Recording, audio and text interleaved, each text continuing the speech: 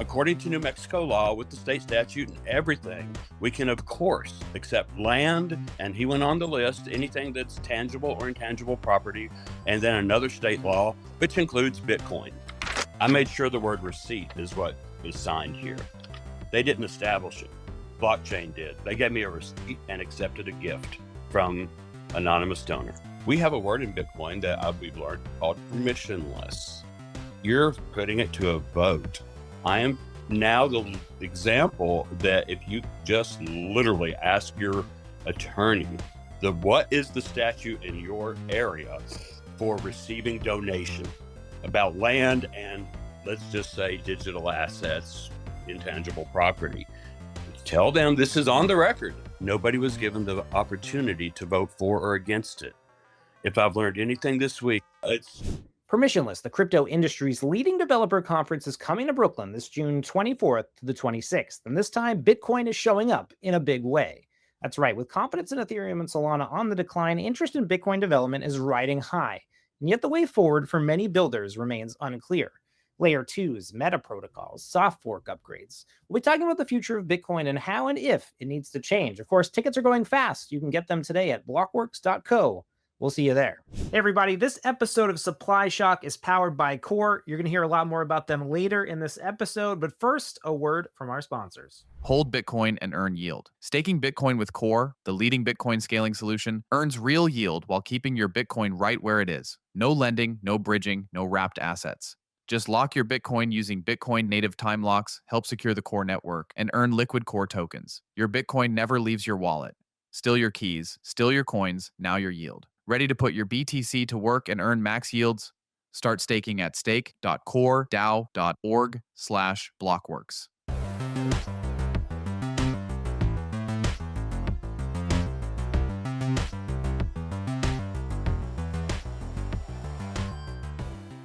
Hello and welcome to the Supply Shock podcast. I'm your host, Pete Rizzo, the Bitcoin historian on X. And today we're talking about history, specifically how the United States is embracing Bitcoin at all levels of government. As you know, last month, President Donald Trump signed an executive order creating the U.S. Strategic Bitcoin Reserve. Shockwaves still reverberating globally. But this week, Arizona became the first U.S. state to approve legislation authorizing a state-level Bitcoin reserve.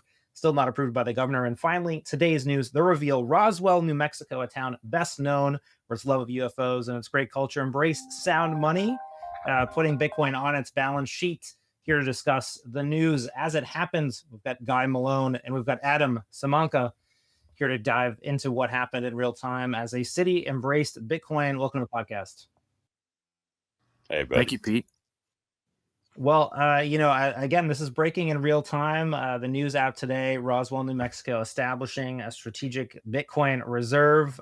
Would love to hear from you, Guy, just kind of diving in, and then Adam, maybe yourself. How did this happen? For a lot of Bitcoiners, this really came out of nowhere, right? We're used to kind of hearing these long, labored announcements, especially out of Utah, which eventually killed its Bitcoin bill. Arizona, it's been kind of months of going through committee after committee after committee. Here, wham, bam, it's done, it's live, and it's on the books. Is that correct? Yeah, it's signed yesterday, and I'm more than ready to make the distinction. The donation that initiated this was sent anonymously in January as a result to a newspaper column I wrote, and I ran the headline: Roswell establishes strategic reserve of Bitcoin. Nobody listened. So this has been a headline since January, but everybody in even the Bitcoin niche media, oh God, I'm going to soapbox for 45 seconds. They waited for the government to make it official. And I'm like, excuse me? I have a confirmed blockchain transaction that says this is official, and you're waiting for approval from the government, and I will not, that's how I've sort of felt sad. But a local counselor has been super sympathetic, and it's been in the works for 6 months. It dropped out of the sky to you guys like a UFO. I'll throw that in. No, but for us, it's been part of the culture. The newspaper has patiently put up with that annoying effing Bitcoin guy writing a column every week, and to the point that they ignored me. But I threw out a reserve plan when it was timely, as you said, which also got ignored, except my words limit honestly got cut, and it needed to be. Once you address city Mm. council from your Or maybe let's slow roll it, I guess. Where does the idea come from? So obviously, established in January. Where did you get the idea that is it your hometown? This is where you live and work in Roswell? I'm a Nashvilleian, and the newspaper. I've just been reporting the news. I've been in the industry for a bit. With Bitcoin News originally hired me for copy editing, and where I work now Mm. evenings is the Roswell Daily Record, and they brought me on as a copy editor, knowing my crazy past, Bitcoin among them, and eventually let me start publishing a column.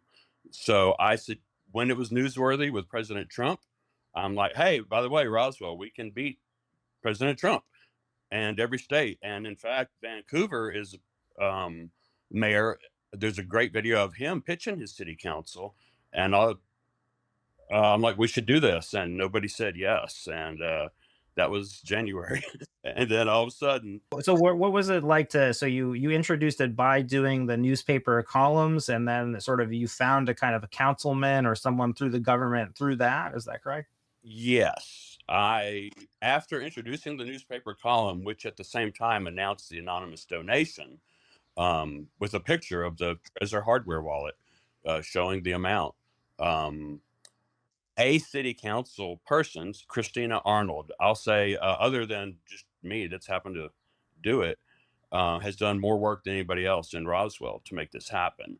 I was bummed. I thought she was ignoring me when I would go to her with stuff. Again, the annoying Bitcoin guy. Turned out, no, she was contacting all the right people that would greenlight and make this happen, and they were ignoring her, is what she said. So I Huh. invited her on this phone call actually before Adam. Sorry, Adam, you were literally my fourth choice. You're the fourth. Happens You're all the the one that time. said yes, though. Well, And here Adam, you are. we'll bring you into this in a second. So, Adam, where do you come into this story? Obviously, we're hearing from Guy. Starts out writing for newspaper columns. He's getting his Congress people, or not Congress people, but state level or city level representatives together to pass this legislation. Or well, maybe we can get to that part. But Adam, where do you come in? Well, I'm just blessed to be along for the ride at this point. I kind of came in at the very last minute. It was actually yesterday. I was driving down the highway, and guy sends me this message on X, and he's just like, "Hey, I've got something super serious, something to the effect of like, I have an awesome emergency problem that I need some help with." And I've known Guy for a number of years. I've followed his work for a while, and so we've kind of interacted back and forth. I don't know, for probably 4 or 5 years over on the Twitter/X space. And he sends me this message yesterday, and he's like, I knew about a lot of the work that he'd been doing in the background, and hats off to him. He deserves all the credit here for that. But he told me, he's like, hey, I got this working, and this is what's going to happen. I just need some way for people to send Bitcoin over Lightning to Roswell. He's like, can we get a Lightning address? And I'm like, yeah, I can do that for you right now. And so while I'm driving down the highway, I got the Roswell Lightning address set up for him. So again, I wasn't necessarily a part So of. you're the finishing piece, the finishing touch on the reserve. It sounds like. Yeah, again, I'm just, hey, I'm happy to be here. That's why I was the fourth in line for this call. So Guy, maybe what is so how legal is this, right? So okay, so you have a Congress, or sorry, I keep using the word Congress. You have a commissioner kind of working who you're working with, a city representative, and so how does it become law? Is it law? Is it official, or how did it become Law official? before it was law before I was in Bitcoin. It was law before you were in Bitcoin. This is going to trip you out. My city councilor contacted the city attorney and another counselor, Hess Intima, and another counselor, Ed Heldenbrand, on the finance committee. And this is legit. And she started pushing it. At my request, Mr. Intima finally replied to me as our city attorney that according to New Mexico law with the state statute and everything, we can, of course, accept land. And he went on the list, anything that's tangible or intangible property, and then another state law, which includes Bitcoin. And once you have an attorney, a city attorney, if there was any opposition, I was not gaining ground, but there's no opposition. It's been a cakewalk since. No vote. It was not put to a vote. I'm going to tell you, and then I'll try to shut up again. I'm like manic. I've been answering Twitter for 6 hours today since I got up. Uh, but Yeah, well, you're changing the discourse here, so it's for good reason. it was work, but we all know the phrase gradually then suddenly, per Mr. Gladstein. It broke and it was work, but all I'm going to say is I found out nobody voted for this. Nobody was given the opportunity to vote for or against it. If I've learned anything this week, this is my original posting quote: with God and Bitcoin, you literally can just do things. Earn real yield on your Bitcoin by simply holding it. Trustless Bitcoin staking with Core means no lending, no bridging, no wrapping, no swapping, no new trust assumptions. Simply lock up your Bitcoin on the Bitcoin blockchain, help elect validators to secure Core, and earn your share of Core token rewards. This isn't a promise or point system. This is real, liquid, and live yield, fueled by activity on the largest Bitcoin DeFi platform. And to earn even more, multiply your rewards tenfold by dual staking Bitcoin and Core tokens, meaning your Core token rewards become the key to unlocking even greater yield. Start earning Core and put just 1% of your BTC to work. Start staking at stake.coredao.org/blockworks. For the past decade, Ledger has been the global leader in digital asset security, trusted to secure more than 20% of the world's crypto assets. Celebrating 10 years of innovation, Ledger is making digital ownership more secure and accessible with their latest products, Ledger Stacks and Ledger Flex. These wallets feature the world's first secure touchscreens, simplifying your digital transactions while ensuring uncompromising security through Ledger's secure chip and proprietary OS. Plus, with the Ledger Security Key app, you can say goodbye to traditional passwords and step up your digital protection. Ready to protect your assets? Choose the most trusted name in hardware wallets, Ledger, and take control of your digital security today at ledger.com. So it sounds like it took the form of a donation. So it sounds like you were able to find some kind of piece of law that said, you or private citizens can donate to the city something of value. And there was the determination by this kind of lawyer, financial counselor for the city that Bitcoin fit that description. Is that correct? Correct. Intangible property, and we know in the industry, it's property. It's comic books, gold, silver. You pay capital gains if you sell it higher than you bought it. Period. All they issued, but they did not declare it. Again, my soapbox. They confirmed blockchain transaction, confirmed this, established this in January. I made sure the word receipt is what is signed here. They didn't establish it. Blockchain did. They gave me a receipt and accepted a gift from anonymous donor. Interesting. So how did they set up the wallet on the other end? So they're accepting the donation. Did you work with the counselors in the city to put this together? Did they just know how to set this up? But at this point, are the lawmakers sophisticated enough to establish that on their own? Excellent question. A lot on Twitter have already challenged that. It's the first thing anybody smart is asking me. And there was more familiarity. I was impressed with how much. Among the three I sat down with that I listed, I'm like, okay, I thought I was going to get grilled. Like, here's what is going to happen from here. Do you realize what you've done? And no, it was unanimous yes. And they were already saying thank you. Alex at River was queued up to be on the phone to calm them down and offer white glove service, which he did. He wasn't needed. They were done, and we were walking out of the coffee house before it was time for me even to bring Alex on.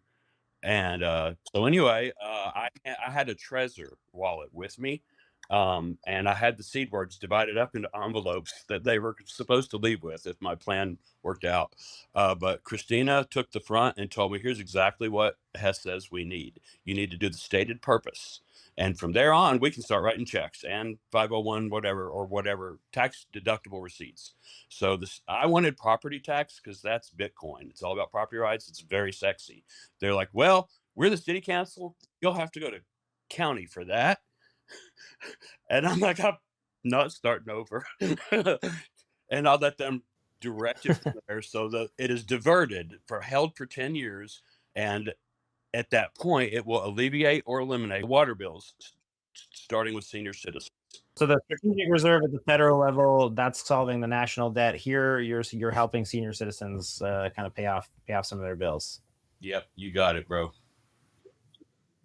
What inspired you for that specific donation, or why was that kind of near and dear? The idea that that would be the terms of use for the donation. I let Miss Arnold and Mr. Intima suggest once my property tax was said no, I'd have to go to county for that, and then they took the wheel. And then actually, Mr. Uh, rewrote what I gave him. The donation, the clauses or the whatever condition was not a point I had written yet. It was inferred, but it was property tax. So he rewrote it, and so this is like 10 or 20% corrected by the city attorney. And then I was allowed to print it out after our coffee meeting day the next day, and they just said it didn't need to go to a council vote even because it was already state law that any municipal entity can accept any donation. You give them a receipt for fair market value at the time, period. And you do stated fund. Water bill. The second thing is a liquid emergency fund. Once we get to $1 million, we just had a devastating flood, killed 2 people. Well, we were not going to rebuild for 30 years. Um, and so it's a liquid emergency fund as well. Once it gets to $1 million, and following Satoshi consensus principles, oh, it requires a unanimous vote of the city council. As the expanse of taking that water bill away from your voters and citizens, whether they're homeowners or not, everybody. Mr. Intima threw that in, I think. Um, not just taxpayers, not just homeowners. You can vote to take that away from them if the need is legitimate, and if we ever go through what we did again, it will be, and the citizens will agree to do it.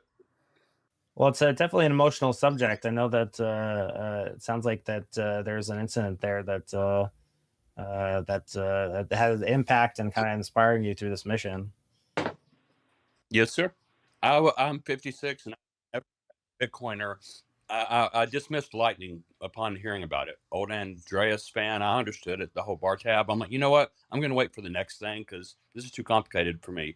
I have missed out on Lightning my whole time as a Bitcoiner. And he got on the phone with me while he was driving. What's your mission, Adam? Make Bitcoin as simple as possible. While he's driving and talking to me, on the same phone he's talking to me, he sets me up Roswell at manabitcoin.com. And it had the longest, just the hardest part was deciding how we're going to handle the private keys at the moment.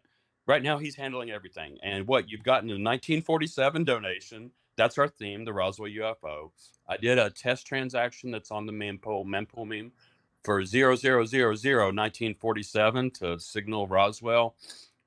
God willing, if somebody else do it for me, I got to go to work tonight. I want to draw up a chart of all the zeros until someone donates like 1.947 Bitcoin or, whatever like that.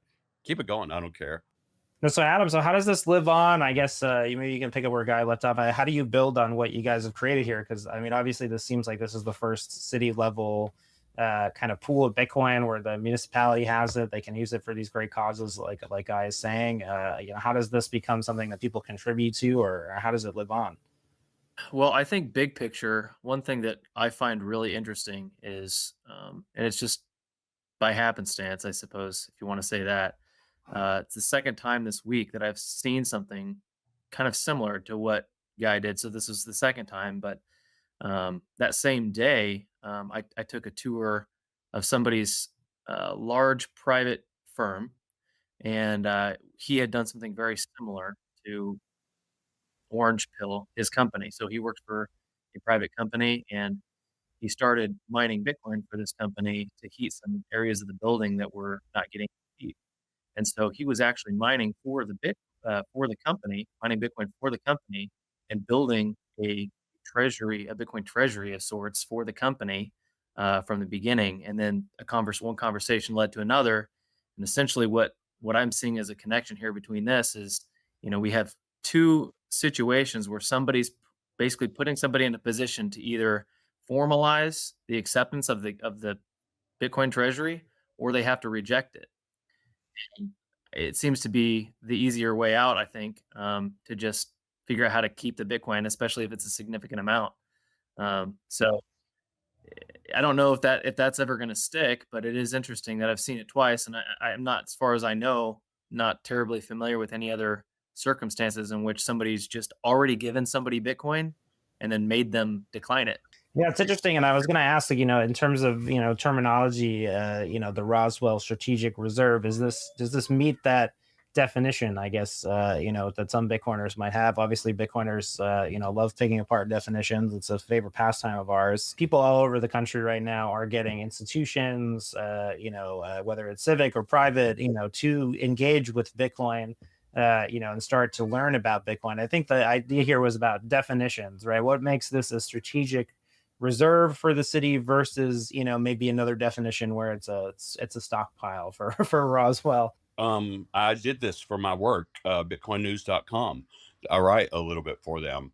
And in order to make sure that the headline was correct, and this is what Ms. Halverson, our mayor pro tem who signed this into law, she was not like as all guns in the beginning in the way that Ms. Arnold was, because she didn't understand that. If I ask you, what's the difference between this and all the states? Why are they saying no? We have a word in Bitcoin that we've learned called permissionless. You're putting it to a vote. I am now the example that if you just literally ask your attorney, what is the statute in your area for receiving donation about land and, let's just say, digital assets, intangible property. Tell them this is on the record. This is for the record in advance. And I even asked Mr. Inchman. He made sure he replied, "You can quote me, yes." And all opposite pieces. You can just do things, but that's got to be one of them. If I was going to give any advice. You can now earn real yield on your Bitcoin by simply holding it. The Core blockchain, Bitcoin's leading scaling solution, rewards you for keeping your Bitcoin right where it is. Here's how it works. Core is secured by a group of validators. When you lock up your BTC using Bitcoin's native time lock, you help elect validators to secure the Core network. In return, your validator earns rewards and passes them back to you. While time locked, your Bitcoin never leaves your wallets. No bridging, no lending, no counterparties. When the time lock expires, you get it back, completely untouched. Still your keys, still your coins, now your yield. Want to earn even more? Lock up Core tokens along with your BTC to unlock higher yields through dual staking. Learn more and get started at stake.coredao.org/blockworks. For the past decade, Ledger has been the global leader in digital asset security, trusted to secure more than 20% of the world's crypto assets. Celebrating 10 years of innovation, Ledger is making digital ownership more secure and accessible with their latest products, Ledger Stacks and Ledger Flex. These wallets feature the world's first secure touchscreens, simplifying your digital transactions while ensuring uncompromising security through Ledger's secure chip and proprietary OS. Plus, with the Ledger Security Key app, you can say goodbye to traditional passwords and step up your digital protection. Ready to protect your assets? Choose the most trusted name in hardware wallets, Ledger, and take control of your digital security today at ledger.com. If you were talking to other Bitcoiners out there, why would you want them to kind of follow in this path? Like, why should we go out and engage with cities, towns, counties, and get them to put Bitcoin on the books? What's the advantage there? I do not encourage anybody, Bitcoiners or no, to do this. My second request for a phone call when Ms. Arnold made it was Jody Harris, I'll put it, he has forgotten more about Bitcoin mining than I know. And when I was young and experimental, he helped me hook up Bitcoin mining in a local friend's business. The electricity just was way too much for him. We had two going for about 5 minutes. And as a business owner, he had to cut that off real quick. But we found out, and Mr. Harris, made that happen. And he's very much libertarian, and I am. What do I do? Role play as libertarian. There's a term for it. Anyway, Cosplay, is that it? Cosplay. That's perfect. Or Speaking for LARPing. Lacticon. No, I successfully failed to be elected 3 times in Roswell as a libertarian, and that is not the Libertarian Party's fault. But Jody is opposed violently to giving the government any money for any bleepity bleep reason, and I wanted him on here to state exactly why. We've touched base on Facebook in a nice way. And here's my question. I agree with you wholeheartedly. Let's get what Scott Cohen, is that who I'm asking about? Let's put it this way. Let's assuming you are paying taxes this year, Mr. Libertarian and Ms. Um, let's assuming you are. But if I give you the option to pay some for a portion to get you a receipt to tax deductible for at least a portion of what you have to pay under duress to go toward some grandmother's widowed utility bill because all of her kids are deadbeats. Would you be opposed to that? So you see it almost as like an alternative to taxation. Maybe Bitcoiners could kind of do this on a larger scale and then do some good while kind of undermining the state. Is that that's the appeal here? Yes. I just make it a donation. Maybe I'll go over to Adam and just kind of talk about I think the ask here is, we've been seeing Bitcoin a lot of movements, right? The state Bitcoin movement with states doing the strategic reserve, it started really with one, it really started with a single state. And now we look at the map on bitcoinlaws.io, and there's 30 states that are looking at your strategic Bitcoin reserves. So how does this, or I think what we're talking about here is this, how does this activity that you've done spread? How does it become kind of a wider thing, or what would you like to see as a result of what you started here? I believe it was Max Kaiser that said the government is not getting into Bitcoin. Bitcoin is getting into the government. And I think that's a good reflection of what we're seeing here. And what we've really been saying from day one is, in order to fix the money, it's going to consume everything. And at some point, the government has to get into Bitcoin.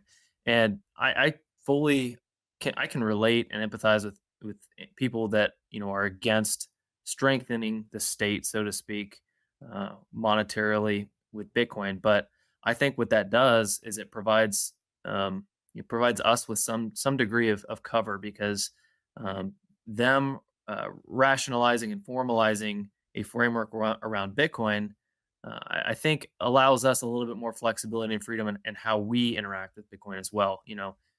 Friendly legislation, um, maybe being able to pay our own taxes in Bitcoin, if folks are into that sort of thing. Um, but ultimately, aligned incentives is what this is about, and I think that just on that surface alone, the whatever government we're talking about, whether it's city, state, or federal, if we can align our incentives with our society around us, I think that's ultimately a good thing for our society, and it'll provide us with stronger communities.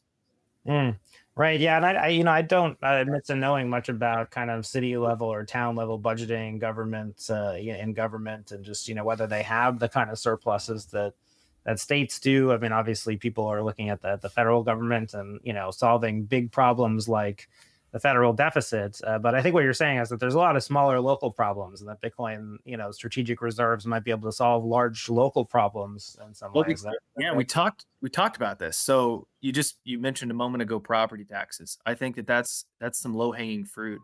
And if you talk to normal people on the street, a lot of people don't actually realize that property taxes are issued by this at a state level. And so federal taxes are a totally different animal. I understand that, but state property taxes, um, our states actually have quite a bit of control, and the voter base, you know, by extension, has a lot of control over how that operates too. What I'd really like to see is somebody run on a platform at a state level that is promoting either some type of subsidy for state property taxes with a Bitcoin reserve or something similar.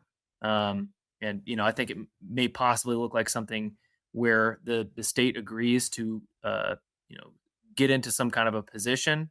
Maybe it's some kind of a strategic reserve kind of thing. Maybe they do some allocation, maybe in a taking off of a cue from David Sachs' language, a budget neutral way, in doing that. And what you could do there is you could say, we're gonna potentially have this basket of Bitcoin, and if it appreciates to whatever amount, we're gonna subsidize property taxes with that. So maybe we sell 20% of the gains, measured in dollars, and that can offset property taxes.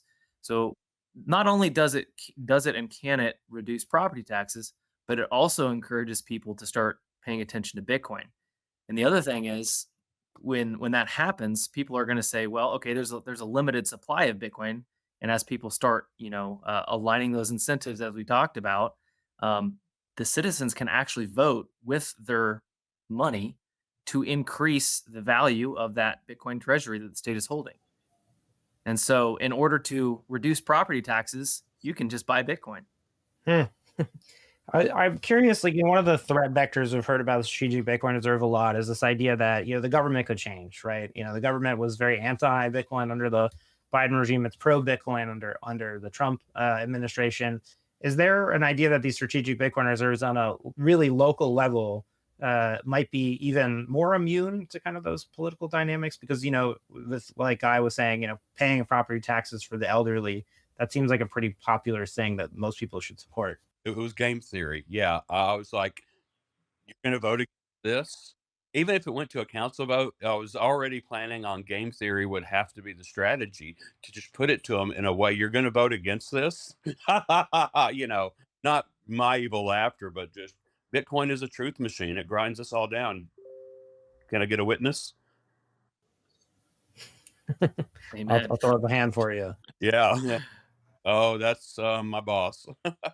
Well, we appreciate your work, Guy, and yeah, I really hope that people are inspired by your story to go out and make local change, because I do think that you're right that it's not just about the federal level. We've got to get people mobilized for Bitcoin at all levels. So appreciate your work. Right on. You can, follow my the Roswell Daily Record and at Bitcoin News. Can I say something before you leave us, Guy? Oh, sure. I just, for the audience, if, for those of you that don't know Guy personally, he's a very humble person, and he will never take as much credit as I feel like he deserves for this initiative. So I just want to maybe speak on his behalf and just make sure folks know, how much he really put into all this, because he's never going to say it himself. So thank you, Guy. We all appreciate you. Appreciate you, sir. Appreciate it. Bye. Take care, man. Good luck at work. What are you? Yeah, I actually am. I'm only familiar with from your like Twitter posts and like replies. I don't think I know much about like what your industry occupation is. I can be a little polarizing. I still have a fiat day job. I work in sales, so that's not nearly as interesting as the Bitcoin stuff I'm working on. But I But started. is a part of it to do like evangelization with governments and corporates, and that is that part of that? I have been, as a hobby, trying to orange peel people for a number of years.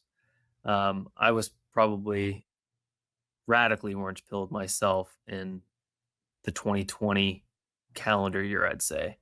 I was in Bitcoin before that. I was developing in Bitcoin. I started my first Bitcoin business in 2017. Okay. So Okay. I've been tiptoeing around the rabbit hole for a while, but in 2020 I fell all the way to the bottom, and that's kind of when I decided that I wanted to focus on Bitcoin from a freedom perspective. And Hmm. so I went from a number go up maxi to a freedom go up maxi around that time. And so orange pilling people was just a hobby of mine, and I've really kind of never stopped. But I've never been too involved on a state or government level. It sounds like so. New Mexico would have been the first kind of thing you were involved with that was like that. Yeah, from politics. Now, I do have a little bit of a background just because I've got some history of working for the federal government for 6 years. I was in the Air Force, and so uh, I have that's a certain mindset I think that comes along with doing things the hardest way possible and the least efficient way possible. So I know how I can we're on the same wavelength. I think a lot of times with the governments. So. Well, I appreciate you speaking to Guy's journey and his success here. So I guess will you be involved with stuff like this going forward, or is this just sort of a kind of Yeah. a project you got dragged along on? Well, I think this honestly, it came kind of as a shock to me yesterday. The guy just called me up and he's like, "Hey, we need to get these guys on Lightning," and I'm like, "Yeah, let's hook them up." And so, yes, that was our first with Mana Bitcoin, our first government type uh, user. Now we're still in private access right now, so we haven't even launched yet publicly. But they are set up on Mana, so they can actually receive funds directly to a Lightning address anywhere at any time, which is helpful because not everybody can send an on-chain address either due to the size of the transaction or the mechanism of which they're paying. But you can pretty easily say, hey, send us a donation to Roswell at manabitcoin.com. It's a lot harder to tell somebody verbally what their Bitcoin wallet address is. Right, because there's a bit of a thing here with the donations, right? Where you're trying to give the government a cold storage option. You want them to kind of not lose their Bitcoin on a long enough timeline. But it sounds like we want people to donate also to this reserve. Yeah, and really, where Lightning comes in is it's just a payment rail. It's not that is not itself the reserve, right? That's just the mechanism of getting the Bitcoin to Roswell. The And funds so do they have kind of two wallets? Like, do they yeah, manage a Lightning wallet now and a cold storage wallet? exactly. So it ultimately resolves into their cold storage wallet, and Mana is just the bridge to get them into that. Did you learn anything, I guess, or like what would you want to learn from governments through this process? I just offhand, as a Bitcoin user, I use multi-sig to secure my own Bitcoin. I'd probably want city level, especially if guys plan for this to be, something useful for 10 years so that, it could do the good that he wants. You probably don't want it on a single device, or how do you think through like kind of the setup and risk factors there? Yeah, that's always an interesting subject to talk about because it's not always public knowledge or talked about enough just because of the security uh, uh, involved. Yeah, So I heard he was even saying like the seed words. He was doing some mixing of the seed words there. I don't know if you can speak to that, but it sounded like there was some effort to kind of make sure that this was really secure. yeah, here's what I'll say. I'll speak of it kind of generally, and we can talk about different options. But I don't want to just say too much because I don't want to put anybody in danger or anything like that. But No, of course, um, yeah. Guy did tell me how they have it set up, and I think it's a very secure way of how they're managing that. Have those private keys right now, and it could even be upgraded even further in the future if the treasury got to a certain level. Then I think that may be a good idea, but for right now, the way that he has it set up, as somebody who builds wallets, I'm very comfortable with the way that they have it working over there right now. I'll also say that Bitcoin storage and custody, self custody, that is actually not very hard. And there's lots of really good resources out there and lots of good examples. I think El Salvador sets the pristine example of how it should be done and demonstrating, at least with the public disclosure of their wallet address. And then, they've obviously done a very good job of managing their keys as well, because it hasn't gotten stolen from yet. And it's a very big pot, right? So that's one of the cool things about Bitcoin is you can show people where all the money is, but they can't have it. Yeah, it'll be interesting to see what happens with the strategic reserve at the federal level because it does seem right now it's pretty obvious the limitations of the current system is it's a hodgepodge of agencies that may or may not have Bitcoin. So it'll be interesting to see what that it look like architecturally. So I'm sure people are watching that. But do you have any thoughts, I guess, on how this relates to kind of the upper echelons of this kind of new Fort Knox idea? Yeah, I do. And I'll say this. If I was the president of the United States, um, at least in this current environment, I would probably uh, write into an executive order that we were establishing a Federal Reserve, and I would delegate some of those responsibilities to potentially the Secretary of Treasury, maybe the Secretary of Commerce, as well as have a crypto czar that's in charge of kind of managing all that. On top of that, I would probably look to the success stories, namely like the one I just mentioned, El Salvador. And within the same month or two, I would probably invite the president of El Salvador to the Oval Office, and have a conversation with him about Bitcoin cold storage and how to set something like that up. Now, coincidentally enough, Nayib Bukele, the president of El Salvador, within 2 months of that executive order, was in the Oval Office speaking with President Trump. So I don't know what they talked about, but I can't imagine that Bitcoin did not come up in that conversation. Yeah, well, certainly in the public briefing, it was a little more acrimonious. I think that was in the middle of tariff fever, but certainly interesting. Well, cool. Adam, where can people find out more about Mana and what you're building in the space? Yeah, I mean, I'm on X. As we mentioned earlier, that's usually where I'm starting trouble. At Adam Simecka is my name. You can also follow at Mana Bitcoin if you're interested in the lightning stuff we're working on. Well, cool, man. I appreciate you for coming and bringing this story. And for now, we'll just close it up. Appreciate you all watching and listening online. If you're on X, give us a like or retweet. If you're on YouTube, smash that like and subscribe. This has been Supply Shock, a Blockworks podcast.